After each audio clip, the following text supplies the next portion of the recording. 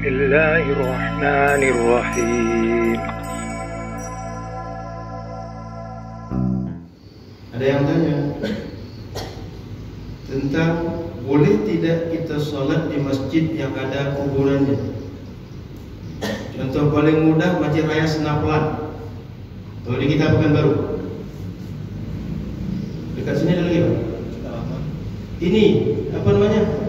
Babus Salam. Banyak kuburan ke situ. Boleh nggak kita sholat di situ? Dan adakah larangan sholat di kuburan? Bapak-bapak rahmati Allah Subhanahu wa taala, Nabi tak pernah melarang orang sholat di kuburan. Boleh dipahami itu? Tak pernah melarang orang sholat di kuburan. Yang Nabi larang adalah jangan menyembah selain Allah. Jangan berkiblat selain kiblat yang Allah perintahkan. Ada larangan sholat di kuburan. Sholat samping kuburan, samping orang mati, samping orang hidup, memang bedanya apa? Memang pengaruh kalau sholat apa? Enggak ada. Jadi masalah dalam keyakinan itu adalah bila berkeyakinan tujuan ibadah ada selain Allah, yang diibadahi ada selain Allah, itu bermasalah. Kalau samping kita ada masjid, di samping kita ada bengkel, samping kita ada rumah sakit, nggak ada masalah, nggak mengganggu kita. Maka bila kita tengok dalam fakta sejarah, satu, Masjid Nabawi. Dulu Masjid Nabawi itu tempat penjemuran kurma milik Sahal dan Suhail, anak yatim keduanya. Dibeli oleh Nabi. Dalam Sahih Muslim dijelaskan, di tanah itu dulu ada kuburan orang musyrik. Di tanah itu dulu ada pagar pembatas, sudah roboh sebagian, sehingga kubur orang musyrik itu digali dulu, dipakai sholat.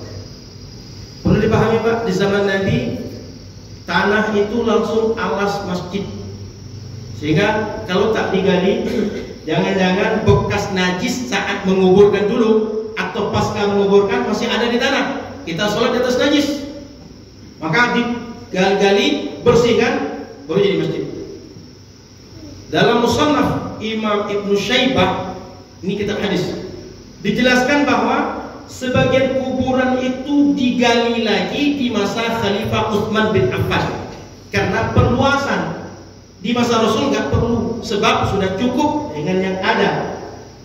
Itu maknanya Pak, kalau kita paham nalarnya, jika sebagian digali di masa Sayyidina Utsman, sejak masjid itu dipakai sampai masa Sayyidina Utsman, ada kuburan di sekitar masjid itu Pak. Pertama dengan digalinya, kemudian jadikan masjid, berarti di atas kuburan masjid sekarang. Kuburannya sudah digali. Yang kedua, sisa kuburan yang belum digali, berarti di sampingnya, di sekitarnya ada kuburan. Itu fakta pertama Pak. Boleh cek kitab-kitab tentang sirah Nabi. Fakta kedua, Sayyidah Aisyah meninggal, suaminya Rasulullah. Rasul dikuburkan di mana? Di rumah Sayyidah Aisyah. Kalau katakanlah Masjid Nur Fajar ini rumah Pak, dalam sebagian rumah ini makam Rasul. Sejak Rasul dimakamkan sampai Sayyidah Aisyah dikuburkan, di mana Sayyidah Aisyah sholat sampai belum meninggal? Di dalam rumah itu, di samping kuburan. Betul tidak? Kan satu rumah. Rumah Rasul itu besar atau kecil? Kecil. Boleh ditengok replikanya Pak, kecil. Nggak besar rumah Rasul itu. Masjid Nabawi itu sekarang yang besar, dulu kecil. Jadi Sayyidah Aisyah sepeninggal Rasul sampai beliau wafat, sholat di rumahnya. Rumah itu di dalamnya ada kuburan Nabi. Beliau sholat di samping kuburan. 3. Fakta sejarah Pak. Masjid Nabawi di mana posisinya? Di samping rumah Sayyidah Aisyah. Itu artinya Masjid Nabawi di samping kuburan. Sejak Masjid Nabawi dibangun sampai sekarang tidak berubah lokasinya Pak. Yang ada adalah perluasan.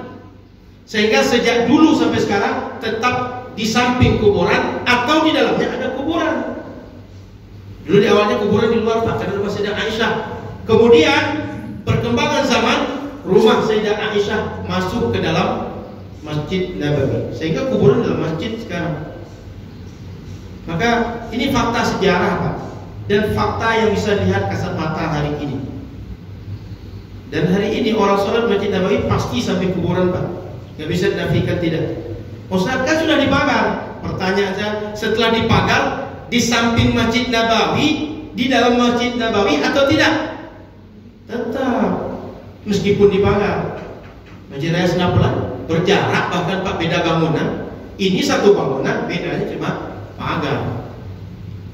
Maka saya ulang, Nabi nggak pernah melarang sholat di kuburan. Justru hadisnya ada dalam Sahih Bukhari dan Muslim, ju'ilat liyal ardu masjidan. Keutamaan Nabi Muhammad dibanding Nabi-Nabi yang lain, satu di antara 5, semua tanah dimanapun boleh sujud umat Nabi Muhammad, nggak terbatas. Maka bapak-bapak kalau datang ke masjid, sholat di masjid. Kalau bapak-bapak kemalaman sehingga nggak dapat waktu sholat di masjid, sholat di tempat bekerja, di ladang, di sawah, di kantor, di mana saja, selama tempat itu bersih dari najis, boleh sholat Pak. Nggak hanya di masjid saja baru boleh sholat, di mana saja selama bersih dari najis boleh sholat. Itu sepakat semua ulama. Nggak ada yang membatasi, nggak ada yang membatasi bahwa dikubur tak boleh, selain kuburan boleh, nggak ada. Yang tak boleh itu menyembah kepada selain Allah, berkiblat kepada selain kiblat yang Allah tetapkan, nggak boleh. Jangankan di kuburan, di masjid saja kalau menyembah kepada selain Allah nggak boleh Pak. Maka Bapak Ibu yang dirahmati Allah Subhanahu wa taala, nggak ada larangan sholat di kuburan. Yang ada larangan adalah menyembah selain Allah, berkiblat kepada selain kiblat yang Allah tetapkan. Maka dari dulu Pak, Masjid Nabawi nggak ada orang komplain boleh sholat atau tidak. Rasul dia sholat di situ, sahabat sholat di situ, tabi'in sholat di situ, ulama salaf sholat di situ. Oh, itu kuburan Nabi, bukan kuburan sama orang lain. Di dalamnya ada kuburan Sayyidina Umar, dalamnya ada kuburan Sayyidina Abu Bakar. Selain Nabi orangnya sama Pak, sahabat dengan non sahabat nggak beda Pak, sama umat. Nggak ada alasan itu khusus Nabi, yang lain nggak ada Nabi, enggak boleh. Sudah itu. Yang boleh sholat di kuburan yang ada ruku, yang tak ada ruku dan sujud. Yang ada ruku dan sujud tak boleh. Itu mengada-ada Pak. Nggak ada dari Quran dan Sunnah yang membedakan. Nggak ada dari Quran dan Sunnah yang menjelaskan sholat di kuburan hanya boleh yang tak ada ruku dan sujud. Kalau ada silakan buktikan. Nggak ada dari Quran dan Sunnahnya. Nggak ada ulama yang menjelaskan seperti itu. Yang ada adalah kenapa sholat jenazah nggak ada ruku dan sujud.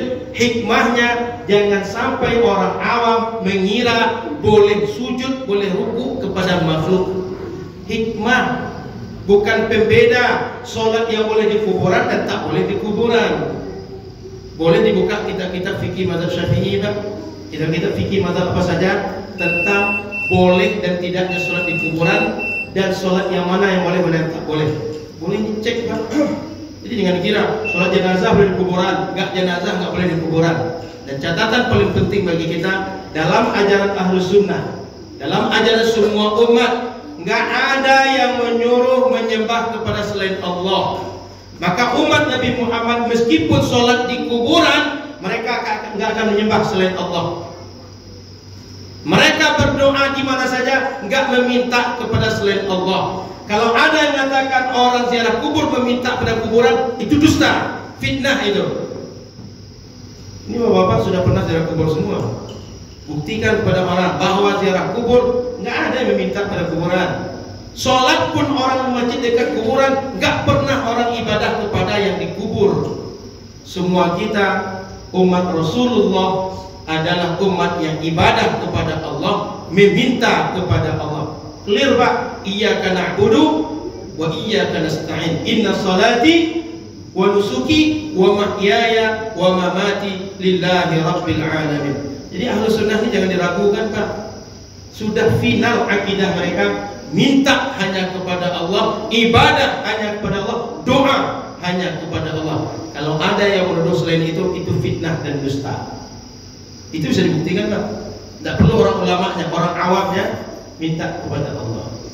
Kalau ada yang salah, bukan karena ajaran yang salah, oknum itu yang bermasalah.